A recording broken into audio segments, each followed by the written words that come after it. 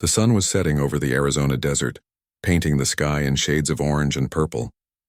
Thomas McCain wiped the sweat from his forehead as he walked toward his water well.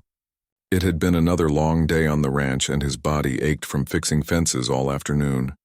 Thomas was a quiet man in his early 40s, living alone on a small piece of land that stretched for miles with nothing but dust and cacti around it. His wife had passed away 3 years ago, and since then the ranch had been his only companion. He talked to his horse more than he talked to people these days.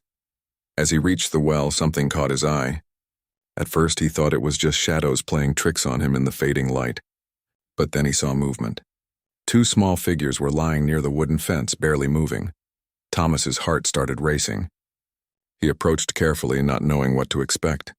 When he got closer, his breath caught in his throat. 2 young girls, both Apache, were collapsed on the ground. The older one looked about 10 years old, and the younger one couldn't have been more than 8. They were in terrible condition. Their clothes were torn and dirty, covered in dust and dried blood.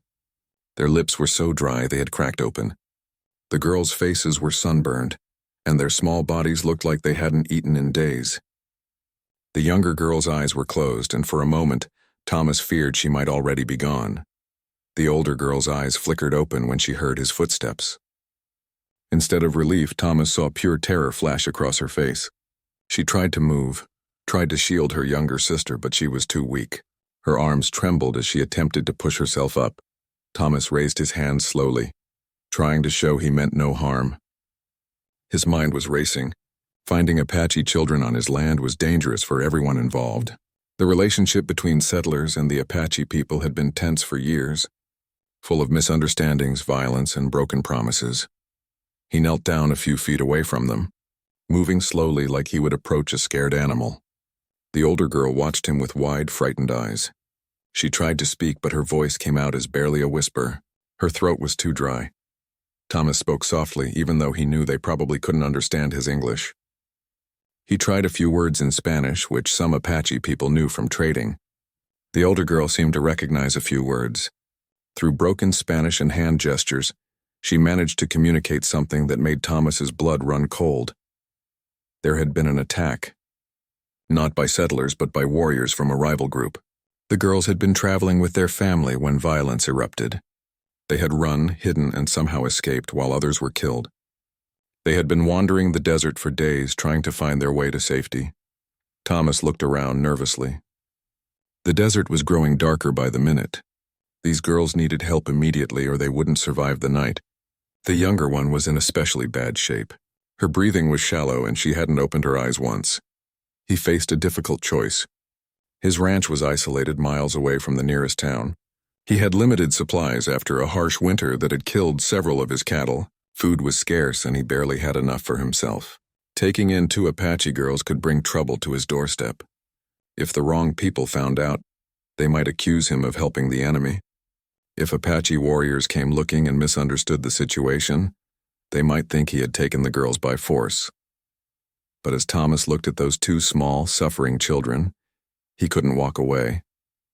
He thought about his own daughter, who had died from fever when she was around the same age as the younger girl. He remembered holding her small hand, feeling helpless as life slipped away from her. He had failed to save his own child. Maybe he could save these 2. Thomas made his decision. He stood up slowly and gestured for the older girl to trust him. She watched him with suspicious eyes, but she was out of options. When Thomas gently picked up the younger girl, she weighed almost nothing in his arms. The older girl struggled to stand, and Thomas helped her too. He carried the younger one while the older girl leaned against him for support. They made their way slowly to his small cabin. His horse, Dakota, watched from the corral with curious eyes. The animal had been with Thomas for 7 years and was more than just a horse. Dakota was his partner, his transportation, his way of plowing fields and hauling supplies. That horse represented his entire livelihood. Inside the cabin, Thomas laid the younger girl on his own bed. He brought water, but he had to be careful. Giving too much water too quickly to someone severely dehydrated could be dangerous. He wet a cloth and dabbed it on their lips, letting them suck the moisture slowly.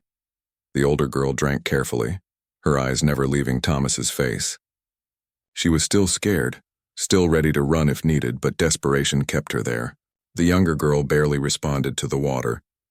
Her skin felt hot to the touch, and Thomas worried she might already be developing a fever on top of everything else. He found some bread and dried meat, breaking it into small pieces. The older girl ate slowly, tears streaming down her dusty cheeks. She kept looking at her sister, whispering words in Apache that Thomas couldn't understand but felt in his heart. They were words of comfort, of hope, of prayer.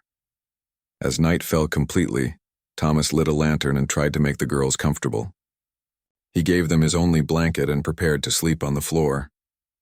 The older girl watched him with confusion. She seemed surprised that this white rancher was giving up his bed, his food, his comfort for them. Before Thomas lay down to rest, he looked at the two sisters. The younger one was so still, so pale. The older one held her hand tightly, refusing to sleep. In that moment, Thomas knew his life had just become far more complicated. He had no idea if he had made the right choice. He didn't know if the girls would survive the night. He didn't know what tomorrow would bring. But as he closed his eyes, Thomas felt something he hadn't felt in 3 long years. He felt needed.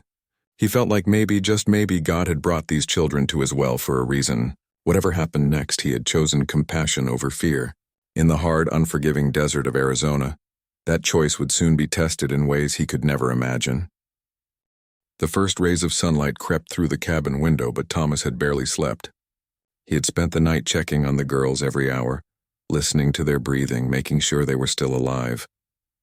The older girl had finally fallen asleep from exhaustion around midnight, still holding her sister's hand. Thomas prepared a simple breakfast of porridge with the last of his oats. The older girl woke up when she smelled the food. Her eyes were still cautious, but there was less fear now. Thomas handed her a bowl and she ate quickly before trying to wake her sister. The younger girl stirred but couldn't sit up. Her forehead was burning hot. Thomas's heart sank as he touched her skin. The fever had gotten worse during the night. This was exactly what he had feared. Through the morning, Thomas tried everything he knew. He made her drink cool water. He placed wet cloths on her forehead. He opened the windows to let in fresh air. Nothing seemed to help. The little girl drifted in and out of consciousness, sometimes whimpering in pain, sometimes lying frighteningly still. The older girl, whose name he learned through gestures was Nasha, stayed by her sister's side constantly. She sang soft songs in Apache, stroked her sister's hair, and looked at Thomas with pleading eyes that said everything. Please save her. Please don't let her die. By the second day, things had gotten much worse. The younger girl, Ayana, was barely responding at all. Her breathing had become labored and her small body shook with chills despite the desert heat. Nasha's face showed pure terror. She had already lost her parents. She couldn't lose her sister too. Thomas knew what needed to happen. Ayana needed real medicine, the kind only a doctor had. The nearest doctor was in a town 40 miles away. A man named Dr. Henderson who had served in the army and stayed in the territory afterward. Thomas had met him once when he bought supplies in town. 40 miles wasn't impossible to cover, but it presented a serious problem.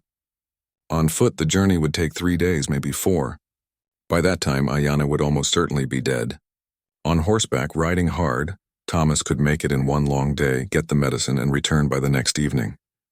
But there was a catch. Thomas couldn't leave the girls alone. Ayana was too sick to be moved, and the journey would kill her for sure. And he couldn't take them both because Ayana couldn't travel, and Nasha wouldn't leave her sister's side. There was only one solution, and it made Thomas's stomach turn. He would have to send Nasha alone on Dakota to fetch the doctor.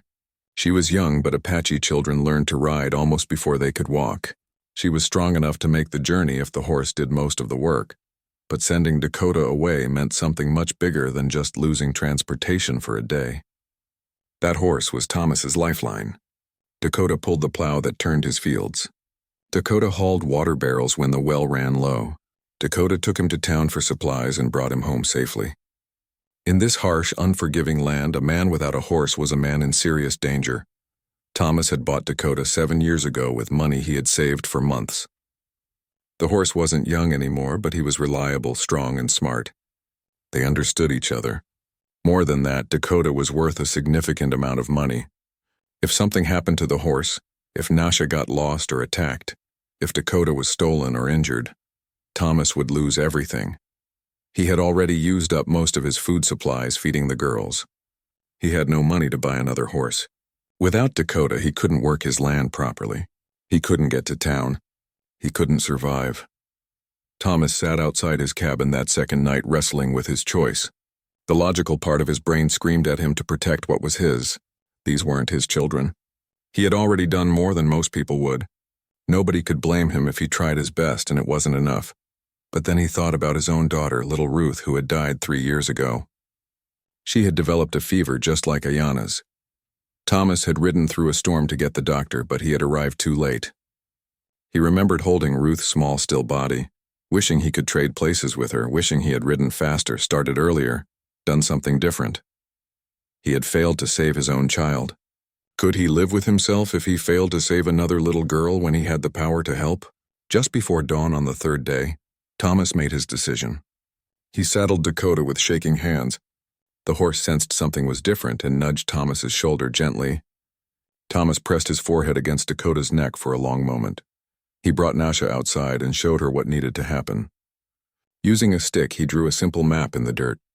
The path to town was fairly straightforward if you followed the ridge line. He showed her the sun's position and how to use it to stay on course. He drew the doctor's house, a building with a cross on it that sat near the town church. Nasha looked terrified but determined. She was only 10 years old, being asked to ride alone through dangerous territory to save her sister. But Apache children were raised to be brave, and Nasha had already survived things no child should have to face. Thomas wrote a quick note and pinned it to Nasha's dress. It explained the situation to the doctor and begged him to come immediately. He gave Nasha a canteen of water and a small bag with the last of his dried meat. Then he helped her onto Dakota. The horse was tall and Nasha looked so small sitting in the saddle. Thomas adjusted the stirrups as much as he could. He looked up at this brave little girl and tried to smile with confidence he didn't feel. He slapped Dakota's flank gently, and the horse began to move. Nasha held the reins tightly, her small body tense with concentration. Thomas watched them head toward the horizon, his heart in his throat. He was watching his entire livelihood, his survival, disappear into the desert, carried away by a child he had known for less than 3 days. As Dakota became a small dot in the distance, Thomas walked back into his cabin. Ayana was worse than ever. Her breathing was shallow and fast. Her lips had turned blue. Thomas sat beside her and dampened a cloth to place on her burning forehead. He had made his choice. He had sacrificed his only horse, his most valuable possession, for an Apache child. If Nasha didn't make it, if the doctor refused to come, if anything went wrong, Thomas had just destroyed his own future for nothing. But as he sat there, holding a cool cloth to Ayana's fevered skin, Thomas felt an odd sense of peace. He had chosen love over logic. He had chosen a child's life over his own security. Whatever happened next, he could live with that choice. The long wait had begun, and Thomas could only pray that Dakota would bring help before it was too late. The cabin felt emptier than it ever had before. Thomas sat beside Ayana's bed, watching the shallow rise and fall of her chest. Each breath seemed weaker than the last. Outside, the desert stretched endlessly in every direction, and somewhere out there, a 10-year-old girl was riding his horse toward a town she had never seen. The first day passed with agonizing slowness. Thomas couldn't leave Ayana's side for more than a few minutes. He kept cool cloths on her forehead, constantly changing them as they warmed from her fever. He tried to get her to drink water, but she could barely swallow. Most of it just dribbled down her chin. Around noon, Ayana started trembling violently. Her small body shook so hard that the bed frame rattled. Thomas wrapped her in his blanket, holding her steady, speaking softly even though she couldn't hear him. The trembling eventually stopped, but it left her even weaker than before. Thomas found himself talking to her throughout the day. He told her about his ranch, about the crops he used to grow before the drought. He told her about his wife, about how she used to sing while making bread. He told her about Ruth, his daughter, and how she had loved catching butterflies in the spring. He didn't know if Ayana could hear him. Most of the time her eyes stayed closed, but talking helped Thomas stay calm. It helped him feel less alone, and maybe, somewhere in her fevered mind, the sound of his voice gave her something to hold on to. As the sun set on that first day, Thomas walked outside to check on his few remaining cattle. Without Dakota, he couldn't ride out to the far pastures. He could only hope the animals would be fine on their own. He couldn't worry about them now. He stood looking at the empty corral where Dakota usually spent the night. The space looked wrong without his horse. Thomas had never realized how much comfort that animal brought him until now. The soft sounds of Dakota moving around, the occasional snort or whinny, these small noises had been his companions during 3 years of loneliness.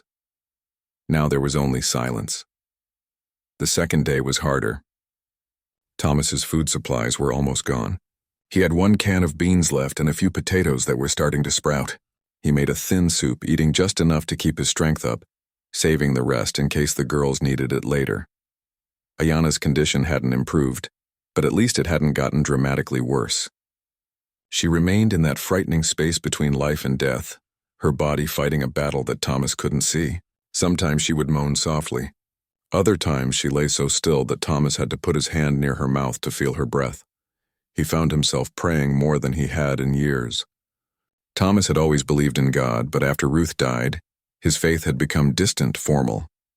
Now he prayed with desperate intensity. Please let Nasha make it safely. Please let the doctor come.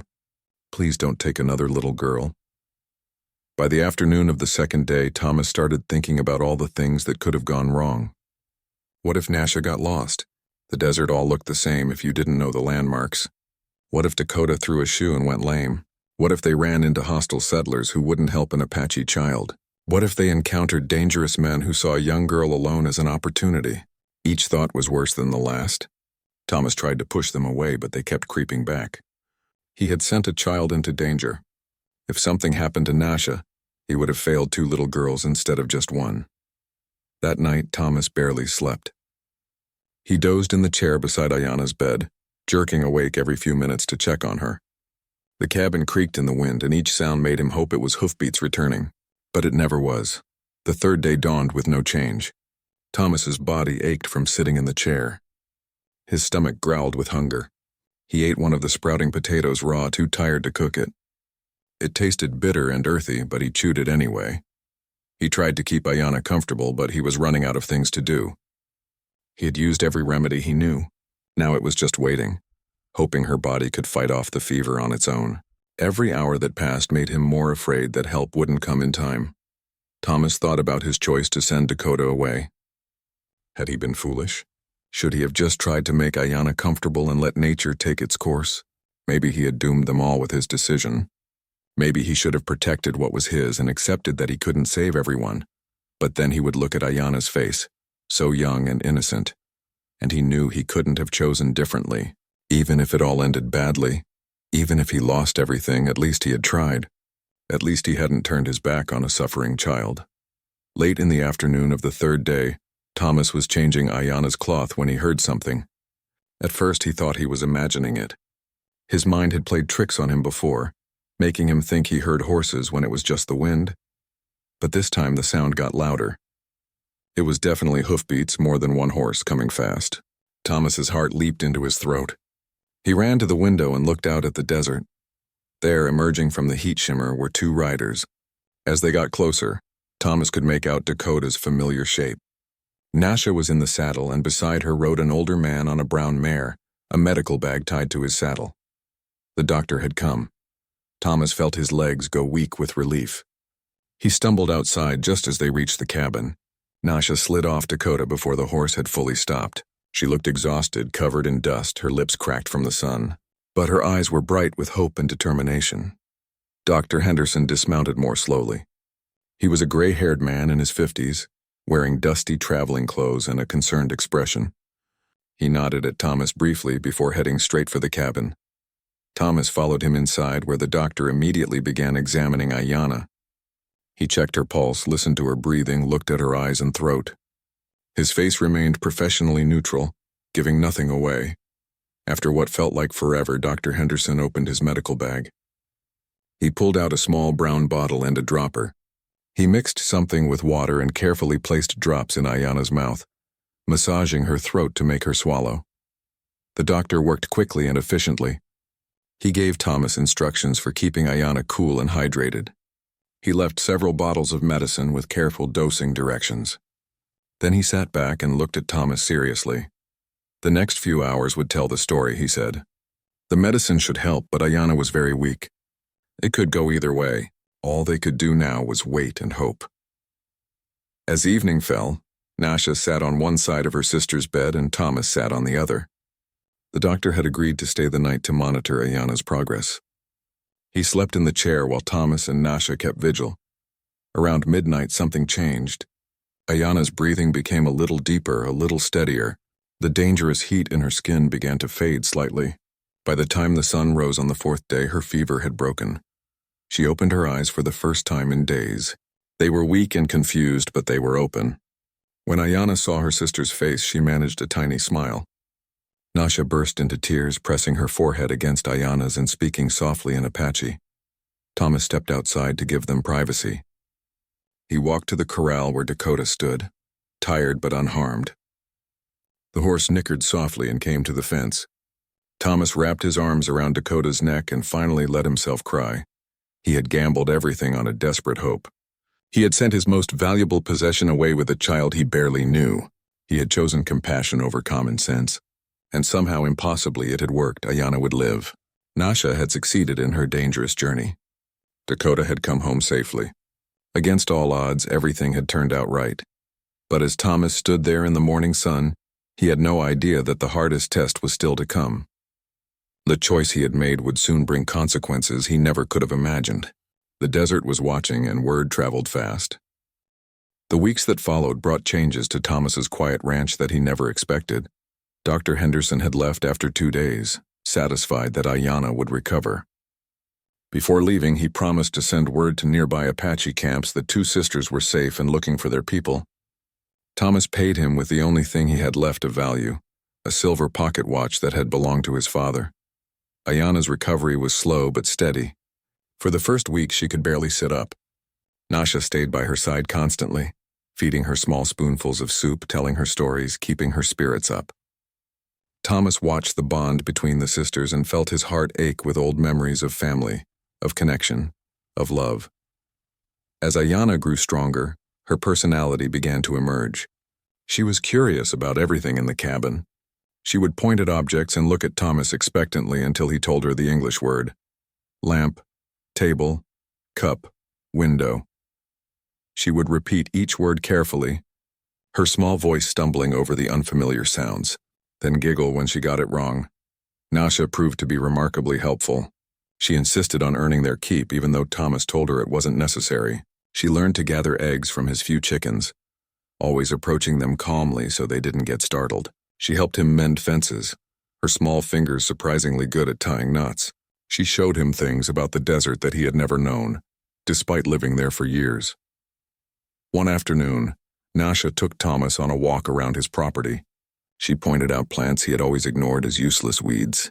With gestures and the few English words she was learning, she showed him which ones could be eaten, which ones held water, which ones could treat minor injuries. Her father had taught her before he died, and now she was teaching Thomas. Thomas, in turn, taught them more English. Every evening they would sit together and he would point to things and say the words. The girls caught on quickly. Within 2 weeks they could communicate in simple sentences. The language barrier was breaking down, and as it did, real friendship began to form. Ayana started calling Thomas something that sounded like Shie. When he asked Nasha what it meant, she explained it was Apache for my son, but was used playfully for younger men. She grinned when she said it, clearly teasing him. Thomas pretended to be offended, which made both girls laugh. It was the first time he had heard Ayana really laugh, and the sound filled the cabin with joy. The mornings developed a routine. Thomas would wake up first and start coffee. The girls would emerge from the small side room he had set up for them, still rubbing sleep from their eyes. Nasha would help prepare breakfast while Ayana, still regaining her strength, would set the table. They worked together like a family. Thomas found himself smiling more than he had in years. The cabin felt alive again. There was chatter and laughter. There were small arguments about chores and playful teasing. There was the kind of warmth that only comes from people caring about each other. One evening, as the sun set and painted the desert gold, Thomas sat on his porch steps. Ayana came and sat beside him, leaning her small head against his arm. She didn't say anything. She just sat there, trusting and comfortable. Thomas felt a lump form in his throat. This was what he had missed so desperately. Not just having people around, but being needed, being trusted, being part of something bigger than himself. Nasha taught him some Apache words too. Basic things like thank you and good morning and water. But she also taught him a phrase that she said was important. Shikisani, she said carefully, making him repeat it until he got it right. It meant my friend or my companion. She told him that in Apache culture, words like this carried weight. They weren't said lightly. As spring arrived, the ranch started looking better. With 3 people working instead of 1, things got done faster.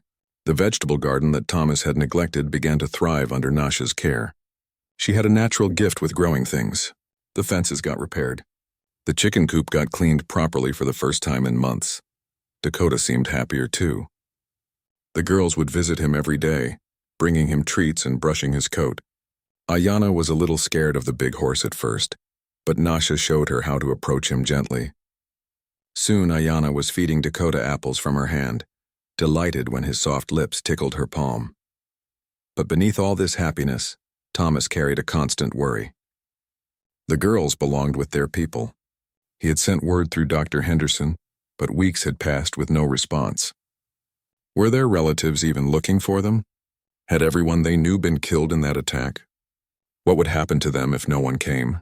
Part of him secretly hoped no one would come. He had grown attached to these girls in a way he hadn't expected. They had brought life back to his world. They had given him a reason to get up in the morning beyond just surviving another day. The thought of losing them made his chest feel tight. But he also knew it wasn't right to keep them if they had family searching for them. They deserved to be with their own people, to grow up learning their own traditions and language, to be part of their community. His feelings didn't matter compared to what was best for them. One night, about 6 weeks after the girls had arrived, Thomas was awakened by a sound. He got up quietly and found Nasha sitting by the window, looking out at the starlit desert. Tears were running down her face, though she made no sound. Thomas sat beside her and put a gentle hand on her shoulder. She leaned into him, finally letting herself cry properly. Through broken English and gestures, she told him what she was feeling. She missed her parents desperately. She missed her people, her way of life, her language. But she was also scared. Scared of leaving this safe place. Scared that maybe no one was looking for them. Scared of what the future held. Thomas held her while she cried, his own eyes wet. He told her that whatever happened, she and Ayana would be okay. They were strong, brave girls who had already survived so much. And he promised that he would make sure they got back to their people safely, even if he had to take them himself. But even as he made that promise, Thomas had no idea how soon it would be tested. He didn't know that they had been found. He didn't know that even now plans were being made. He didn't know that the peaceful life they had built together was about to be shattered, because in the mountains to the north, Apache scouts had been watching. They had seen the girls with the white rancher. They had observed from a distance, trying to understand what was happening, and they had sent word to their leaders that the missing daughters of their fallen brother had been located. A decision had been made. At sunrise they would come. Not quietly, not peacefully, but in force. They would come to see if this white man was a friend or a threat. They would come to take the girls home, and they would come with 200 warriors because the life of their people's children was worth any risk, any show of force, any cost. Thomas had made his choice to help the girls. Now their people would make their own choices about him. The peaceful weeks were over. The real test was about to begin. Thomas woke up suddenly, pulled from sleep by something he couldn't quite identify. The room was still dark, that deep darkness that comes just before dawn. He lay still for a moment, listening. Then he heard it again. Dakota was making noise in the corral, not his usual soft morning sounds, but something more urgent. Nervous whinnying and the sound of hooves moving restlessly. Something was wrong. Thomas got out of bed quickly, pulling on his boots and grabbing his rifle from beside the door. It was a habit from years of living alone in dangerous territory. He stepped outside into the cool pre-dawn air, and his blood turned to ice. The hills surrounding his ranch were covered with figures on horseback. In the dim light, he could only see their silhouettes against the slowly brightening sky. They stretched across the landscape in a massive semicircle, completely surrounding his property. There had to be at least 200 of them, maybe more. They sat perfectly still on their horses, silent as death, just watching. Apache warriors. Thomas's hands started shaking. His first instinct was to run back inside, to bar the door, to prepare for an attack. But even as that thought crossed his mind, he knew it was pointless. He couldn't fight 200 warriors. If they wanted to attack, his little cabin would provide no protection at all. His mind raced through possibilities. This had to be about the girls. But why so many warriors? Why surround him like this? If they just wanted the girls back, why not send a small party to talk? This show of force meant something more serious. Dakota was pacing in the corral, sensing the tension in the air. Thomas's heart pounded so hard he could hear it in his ears. The sun was starting to rise behind the warriors, turning the sky from black to deep purple to pink. The light made the scene even more intimidating as details became clearer. War paint, weapons, faces set in hard, unreadable expressions. Thomas heard the cabin door open behind him. He turned to see Nasha and Ayana stepping outside, wrapped in blankets against the morning cold. When they saw the warriors on the hills, both girls froze. Nasha grabbed Ayana's hand tightly. For a moment, relief flashed across Nasha's face. These were her people. They had found them. But that relief quickly mixed with fear as she looked at Thomas, then back at the overwhelming number of warriors. This wasn't a simple rescue. This was something else. Ayana pressed close to her sister, her eyes wide with confusion and fear.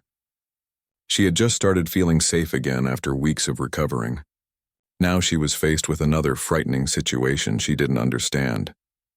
Thomas positioned himself between the girls and the warriors on the hills, though he knew his protection meant nothing against such numbers. His hands trembled as he held his rifle, not pointing it at anyone but having it ready. What should he do? Should he call out? Should he wait for them to make the first move? Should he send the girls out toward them? The warriors remained motionless. It was unnerving, this complete silence from so many people. No one spoke. No one moved. They simply sat on their horses and watched. The message was clear. They controlled this situation completely. Thomas and the girls were surrounded, outnumbered, and at their mercy. Minutes passed that felt like hours. The sun continued to rise, light spreading across the desert. Thomas could now see the warriors more clearly. They were well-armed, well-organized, and deadly serious. This wasn't a raiding party or a random encounter. This was a planned operation with careful coordination. Nasha spoke to him quietly in English. "They are looking for us. They think maybe you are bad man." Thomas's stomach dropped. Of course. From their perspective, why would a white rancher have two Apache girls? The history between settlers and Apache people was full of betrayal, violence, and children being taken from their families. They had no reason to trust him. They probably thought he had captured the girls, or worse. He looked at Nasha. "What should I do?"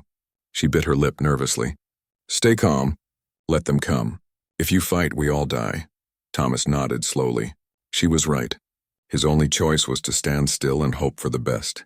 He slowly lowered his rifle, leaning it against the cabin wall. Keeping it in his hands would only make him look dangerous. He raised his empty hand slightly, showing he meant no threat. As if his gesture had been a signal, movement began on the hills. From the center of the line, a single rider started descending toward the cabin. He moved slowly, deliberately, his horse picking its way carefully down the slope. Behind him, the other warriors remained motionless, watching. As the rider got closer, Thomas could see he was an older warrior, perhaps in his 40s, with silver streaking through his long black hair. He carried himself with absolute authority. His face was weathered from years in the sun, marked with old scars that spoke of battles survived. He wore traditional Apache clothing mixed with pieces of what looked like old military gear. A knife hung at his belt and a rifle rested across his saddle. The warrior stopped about 20 feet from Thomas. For a long moment, he just looked at them. His eyes moved from Thomas to the girls, then back to Thomas. His expression revealed nothing. He could have been looking at a threat or a friend. There was no way to tell. Nasha suddenly pulled away from Ayana and stepped forward. She began speaking rapidly in Apache, gesturing toward Thomas, toward the cabin, clearly trying to explain. The warrior held up his hand and she fell silent immediately, though her eyes pleaded with him. Another rider came down from the hills, an older man with gray hair who looked less like a warrior and more like a wise elder. He positioned his horse beside the first riders and spoke to Nasha in Apache. His voice was calm but firm, asking questions. Nasha answered quickly, still gesturing toward Thomas. The first warrior finally spoke, his voice deep and carrying easily across the quiet morning air. The older man translated his words into rough English, though the accent was heavy. I am Taze. These girls are daughter of my brother who was killed. We searched for them many weeks. Why do you have them? Thomas's mouth was dry, but he forced himself to speak clearly. They came to my well sick and hurt. I helped them. The little one had fever. I sent for the doctor. I've been keeping them safe until their family could be found. The translator repeated his words in Apache. Taze's expression didn't change. He asked another question, which the translator passed on. Why would white man help Apache children?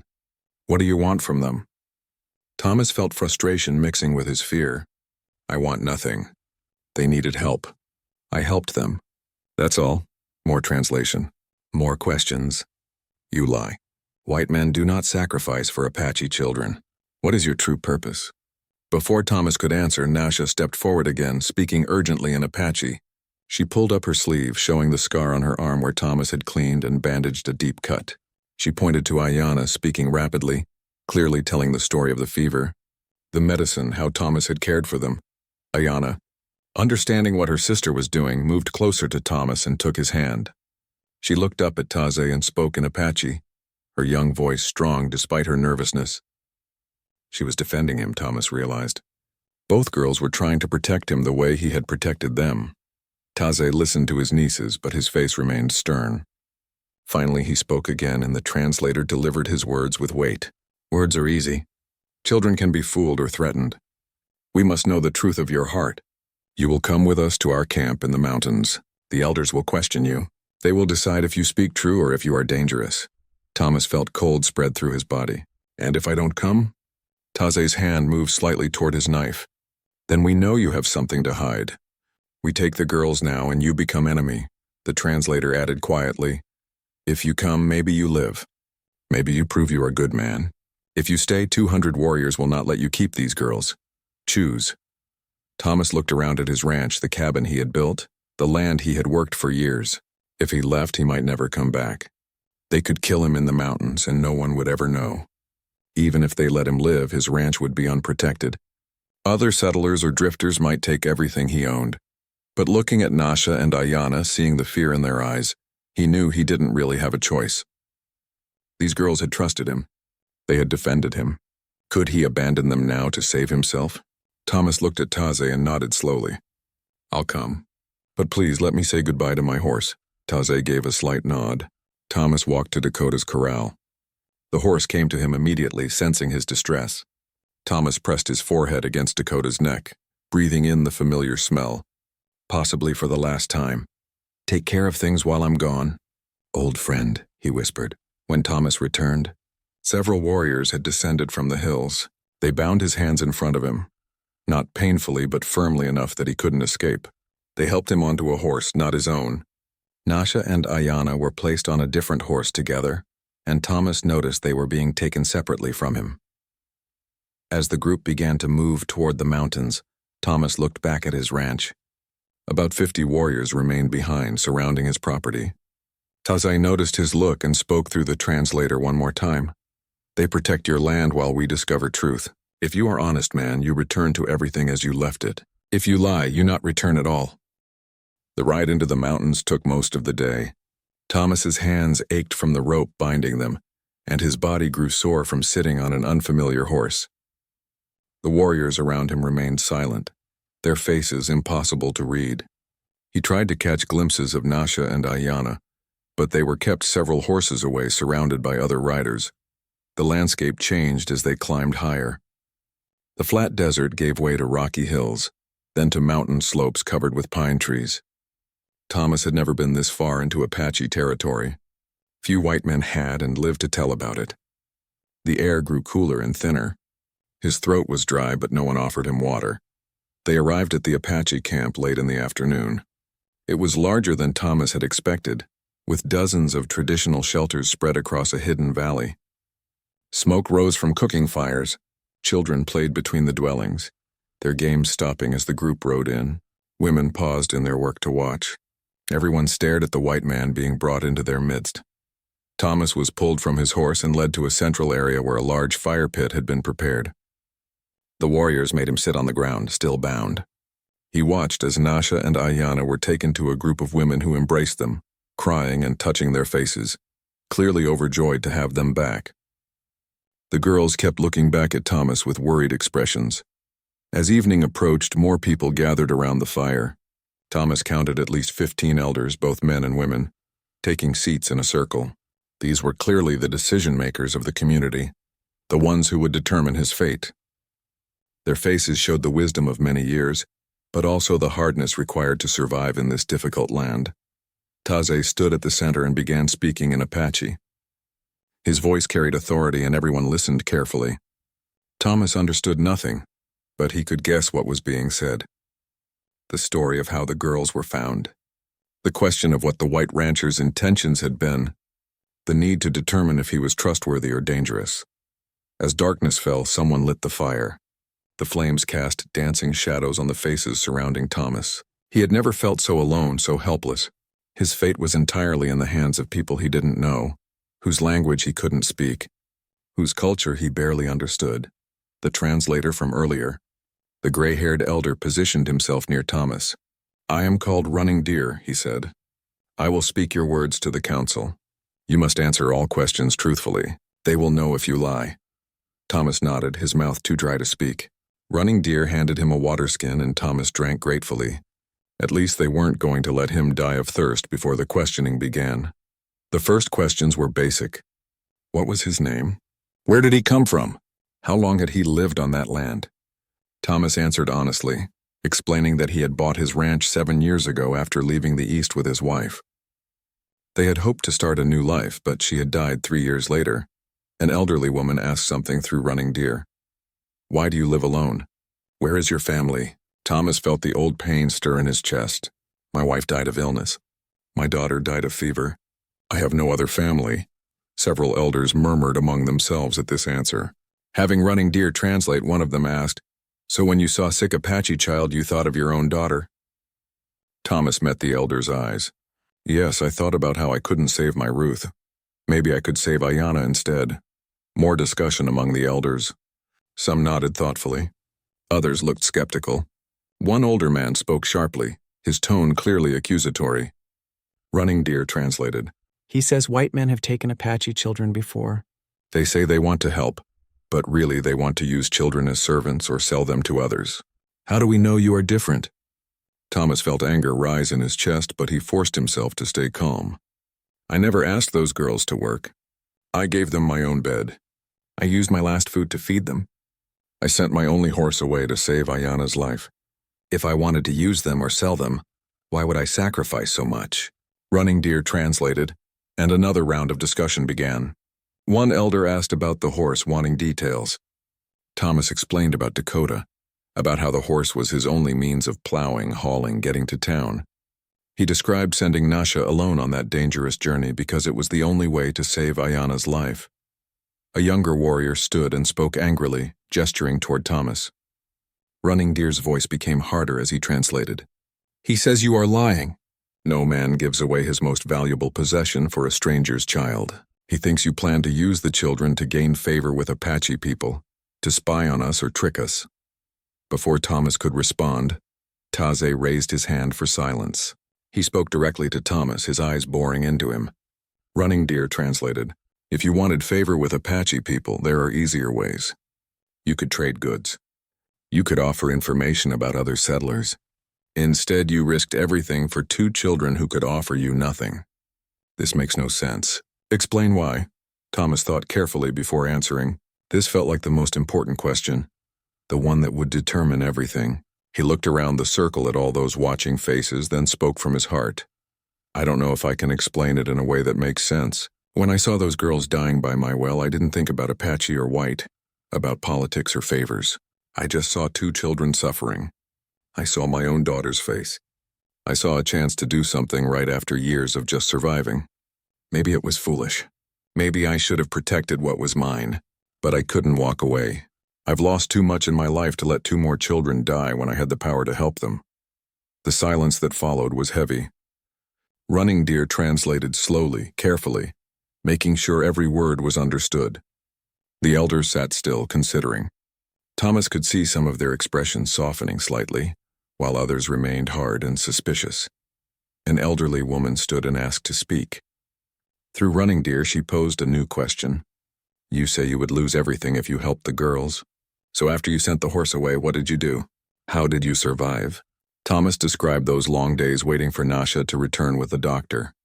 The fear, the hunger, the endless hours sitting beside Ayana, not knowing if she would live or die. He explained how he used the last of his food, how he couldn't hunt or check on his cattle without Dakota, how he simply had to wait and hope. Another elder asked, "Were you angry with the girls for putting you in this situation?" Thomas shook his head firmly. No, they didn't ask to be attacked. They didn't ask for any of this. Being angry at them would be like being angry at the sky for bringing rain. They were just children trying to survive. The questions continued for hours. They asked about every detail of the girls' time at his ranch. What did he feed them? Where did they sleep? Did he ever threaten them? Did he try to make them forget their Apache ways? Did he tell them bad things about their people? Thomas answered every question as honestly as he could. Yes, he taught them some English, but only because it helped them communicate. No, he never said anything bad about Apache people. The girls taught him Apache words too, shared their knowledge of the desert. They worked together as equals, as friends. As the night grew late, Taze finally stood and announced something in Apache. Running Deer translated, "Tomorrow they will speak with the doctor who came to help. He is known to some here from past dealings. If his story matches yours and if the girls confirm everything, the council will make a decision. Tonight you will be guarded but not harmed. Tomorrow we will know the truth." Thomas was led to a small shelter at the edge of the camp. 2 warriors stood guard outside, but at least he was given food and water. His hands were finally untied, though he was warned not to try to escape. As if he could. Even if he somehow got past the guards, he was in the middle of unfamiliar mountains, surrounded by Apache warriors who knew this land perfectly. He lay on the blanket they had given him, staring up at the shelter's ceiling. Everything was out of his hands now. He had told the truth. That was all he could do. Whether these people believed him or not would determine if he ever saw his ranch again, or if he would die in these mountains. Through the shelter walls, he could hear quiet sounds of the camp settling for the night. Somewhere in the darkness, Nasha and Ayana were probably sleeping, finally safe with their own people. Whatever happened to him, at least they were home. At least they were where they belonged. Thomas closed his eyes and tried to rest, knowing that tomorrow would bring answers one way or another. The judgment was coming, and he would have to accept whatever these people decided. His fate was in their hands, and all he could do was wait. Thomas woke to the sound of horses arriving at the camp. The sun was barely up, and morning mist still clung to the valley. Through the shelter opening, he could see warriors greeting newcomers. One of them was Dr. Henderson, looking tired and nervous as he dismounted. The guards brought Thomas out and led him back to the central fire area. The elders were already gathering, and more people from the camp were arriving to watch. This was clearly an important event for the entire community. Dr. Henderson was brought forward, and his eyes widened when he saw Thomas. The doctor looked confused about why he had been summoned, but when he saw the 2 girls standing with their family, understanding crossed his face. Running Deer approached the doctor and began speaking to him in English, explaining what was needed. The questioning of Dr. Henderson was thorough. The elders wanted to know everything. How had Nasha found him? What condition was Ayana in when he arrived? What did Thomas tell him? What did he observe at the ranch? Dr. Henderson answered every question carefully. He described how Nasha had arrived at his office exhausted and desperate, with a note pinned to her dress. He explained that the girl had ridden a full day alone to reach him, showing incredible courage and determination. He described finding Ayana on the edge of death, burning with fever, and how Thomas had clearly been caring for her with everything he had. One elder asked through Running Deer, could the white man have caused the fever himself? Maybe he made the child sick to seem like a hero. Dr. Henderson shook his head firmly. Absolutely not. That girl had been sick for days, maybe a week. Her condition was consistent with severe dehydration and infection from injuries she sustained earlier. There's no way it was recently caused. She would have died without medicine. Another asked, What did you see of how the man treated the children? The doctor thought carefully before answering. I saw a man who had given up everything to save a child's life. His food was nearly gone. He looked exhausted from days without sleep. The girls were clean, fed as well as possible, and clearly not afraid of him. In my professional opinion, he had been caring for them with genuine compassion, not holding them prisoner. Taze asked the next question himself. Why would he do this? What reason could he have? Dr. Henderson looked at Thomas, then back at the council. He told me he lost his own daughter to fever 3 years ago. I delivered her at birth, and I was there when she died. I've never seen a man more broken by loss. When I asked him why he risked everything for 2 Apache girls, he said he couldn't save his own child, but maybe he could save someone else's children. I believed him then, and I believe him now. The elders conferred among themselves for a long time. Then they called Nasha forward. Through running deer translating, they asked her to tell her story again, this time with everyone listening. They warned her to speak only truth, that lies would dishonor her parents' memory. Nasha stood straight and proud, despite being just 10 years old.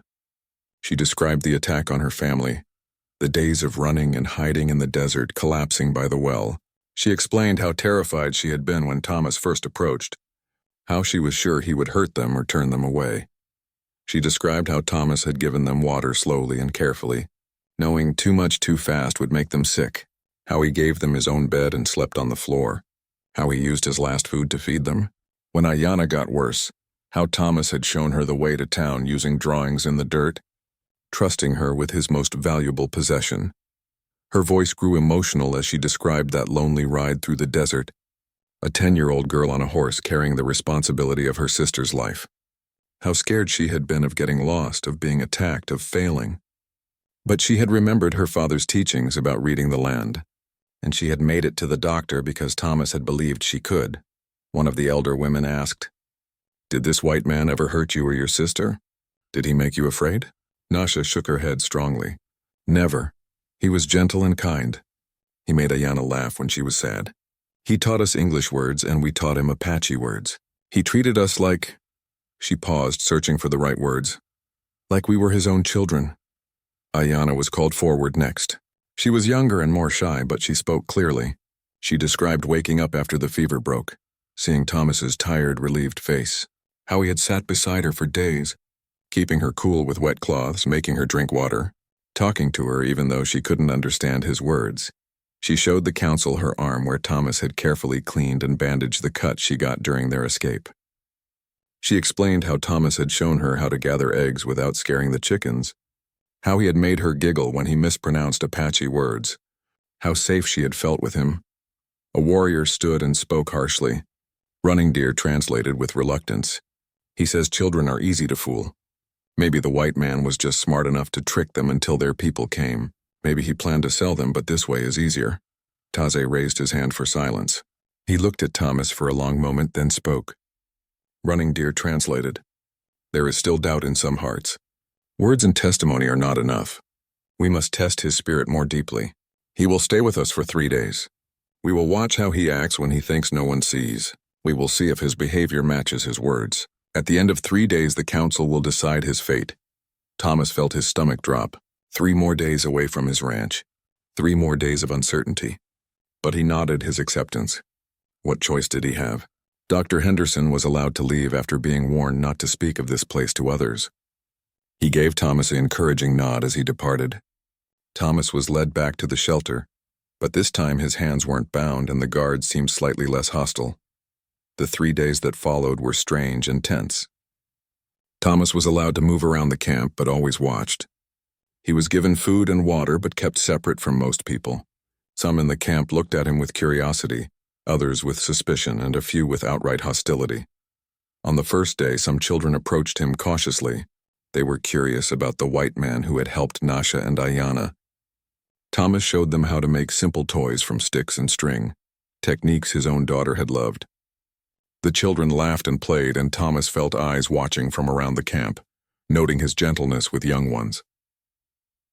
On the second day, Thomas noticed an elderly man struggling to carry water up a slope.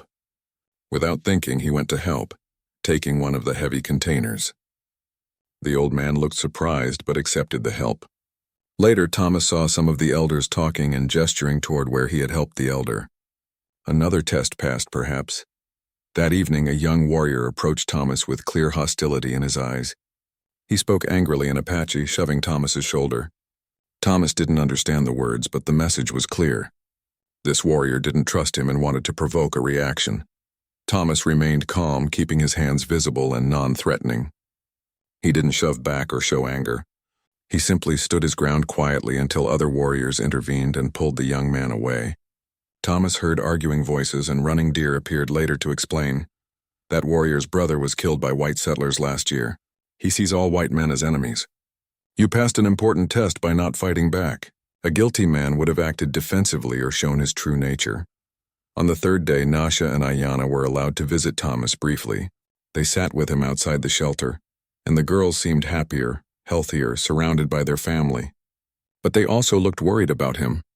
What happens if the council decides wrong? Ayanna asked quietly. Thomas smiled and touched her head gently. Then I'll know I did the right thing anyway. You two are safe with your people. That's what matters.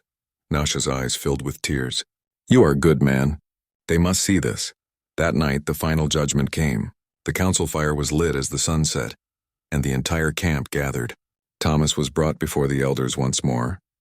Taze stood, his face as unreadable as ever. Running Deer translated as Taze spoke.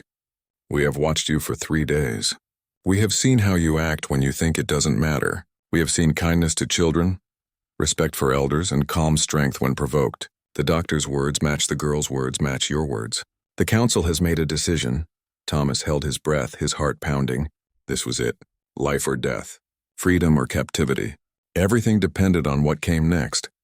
Taze continued, and Running Deer's voice grew stronger with each translated word.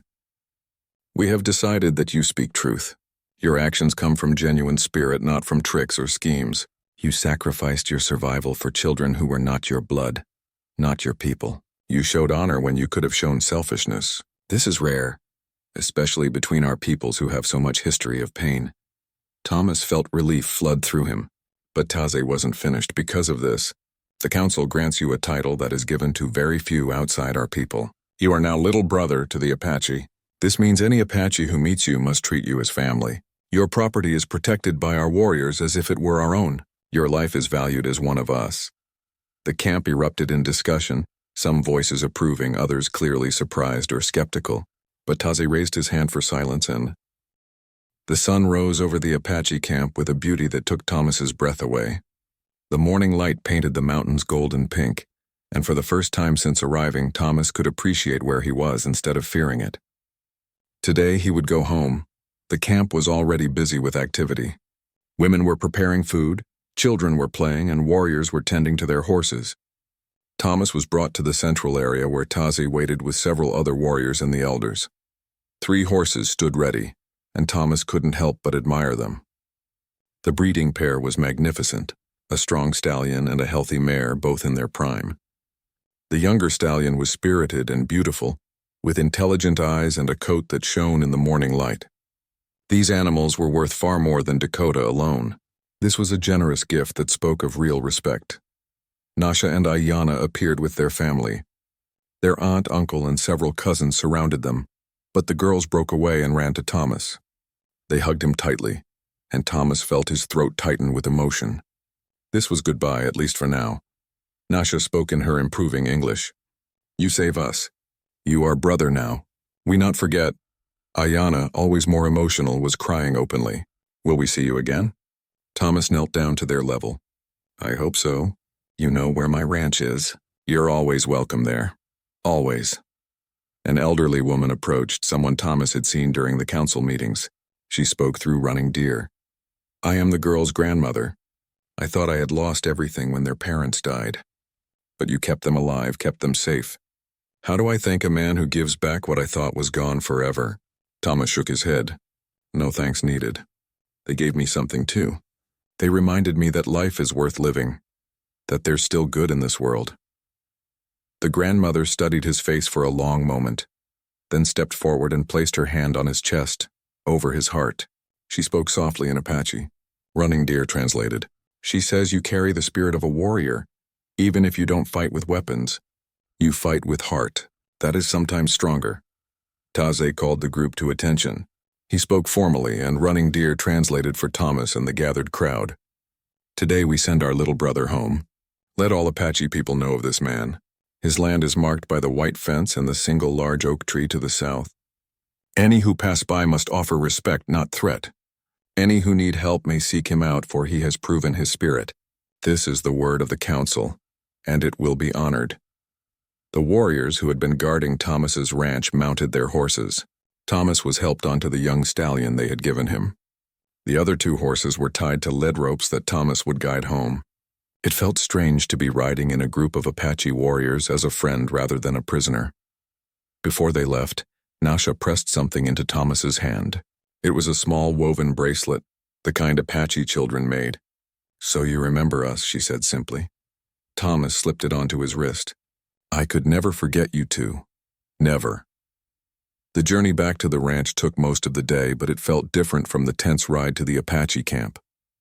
The warriors talked among themselves, occasionally including Thomas in conversations through basic gestures and the few words they shared in common. There was an easiness to the group now, a sense of companionship.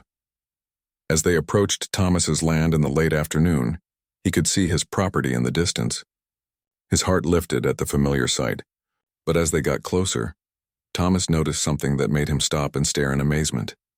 His fences, which had been sagging and broken in places, were completely repaired. Better than he had left them, actually. The corral had been reinforced. Even his roof, which had some missing shingles, appeared to have been patched. The warriors who had stayed behind had not just protected his property, they had improved it. One of the warriors grinned at Thomas's surprised expression and spoke through gestures and broken English. "We had time. Better strong than broken." Thomas felt overwhelmed by the generosity. As they entered the property, he saw Dakota in the corral looking healthy and content. The old horse whinnied in greeting, trotting over to the fence. Thomas dismounted and went to his faithful companion, running his hands over Dakota's neck and face. "I'm home, old friend. We're both home." The warriors began unloading supplies they had brought from the camp: dried meat, preserved vegetables, even some woven blankets. They had brought enough food to replace what Thomas had used caring for the girls, and then some. They were ensuring he could survive comfortably through the coming months. As the sun began to set, the warriors prepared to leave. The leader of the group, the one who had stayed to guard the property, approached Thomas. Through simple words and gestures, he conveyed a message. "We go now, but we watch. If trouble comes, we know. You are little brother, not alone anymore." Thomas watched them ride away into the twilight back toward the mountains. For the first time in years, he didn't feel the crushing weight of isolation. He wasn't alone anymore. He had friends, allies, people who cared about his welfare, all because he had chosen to help 2 dying children. Over the following weeks, Thomas settled into a new routine. He now had 4 horses, which meant he could work his land more efficiently. The breeding pair would eventually give him more horses, creating security for his future.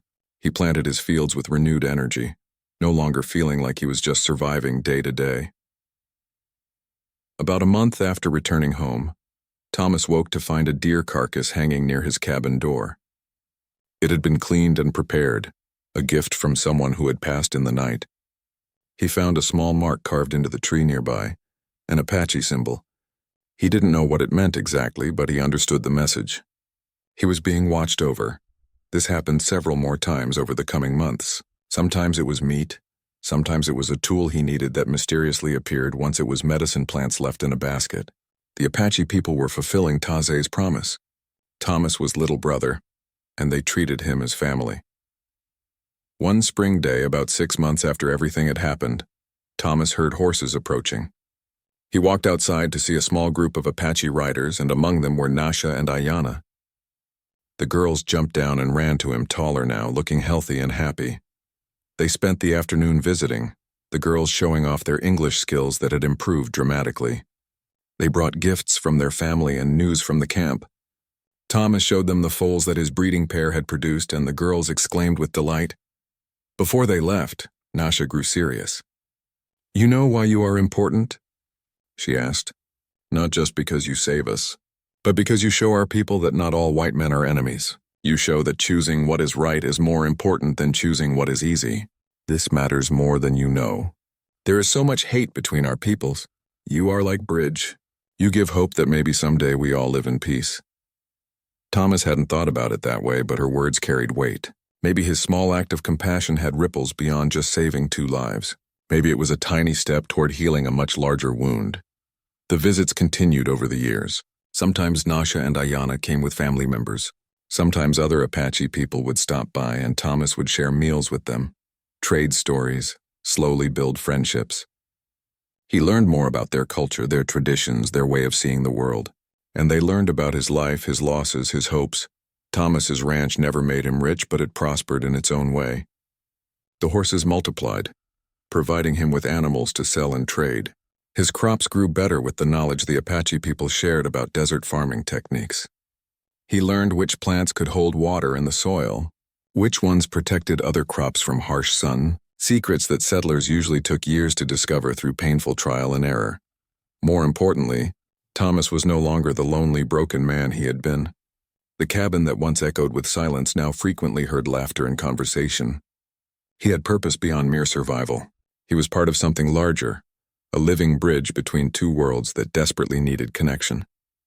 One memorable summer, about 3 years after the girls had first arrived at his well, a group of Apache families camped near his property during a particularly harsh drought. The usual water sources in the mountains had dried up, and they needed access to his well. Some white settlers in the area were nervous, spreading rumors about an Apache attack being planned. Thomas rode to the nearest settlement and spoke to the worried families there. He explained that these were peaceful people just needing water, that they were his friends, that there was no danger. Some believed him, others didn't. But Thomas's calm certainty helped prevent violence that could have erupted from fear and misunderstanding. Taze came to Thomas's ranch during that time and thanked him personally. "You keep your word even when it is hard," the warrior leader said through Running Deer, who had accompanied him. "Many white men are friendly only when it costs them nothing. You are friend even when others question you. This is true honor." As the years passed, Thomas watched Nasha and Ayana grow into young women. Nasha became known for her healing skills, learning medicine from the tribal elders. She once told Thomas that his willingness to sacrifice everything to get medicine for Ayana had inspired her to become a healer herself.